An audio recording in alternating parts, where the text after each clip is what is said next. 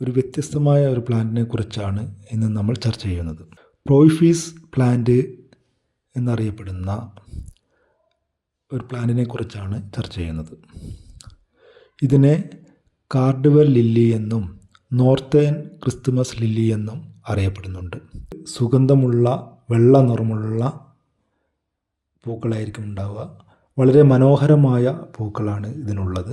വലിയതും തിളങ്ങുന്നതുമായ ഇലകളാണ് ഇതിനുണ്ടാവുക. വലിയ പരിചരണം ആവശ്യമില്ലാത്ത ഒരു പ്ലാന്റാണ് ഇത്. ഇതിൻ്റെ അടിയിലുള്ള ബൾബ് മുഖേനയാണ് ഇതിൻ്റെ വളർച്ച ഉണ്ടാകുന്നത്.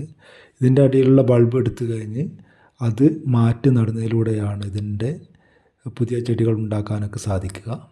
മിതമായ പരിസര പ്രകാശം ആവശ്യമാണ്. നേരിട്ടുള്ള കഠിന സൂര്യപ്രകാശം ഒഴിവാക്കുക. കാരണം ഇതിൻ്റെ നേരിട്ട് സൂര്യപ്രകാശം അടിച്ചു കഴിഞ്ഞാൽ ഇതിൻ്റെ ഇലകൾ കരിഞ്ഞു പോകാനുള്ള സാധ്യത വളരെ കൂടുതലാണ്.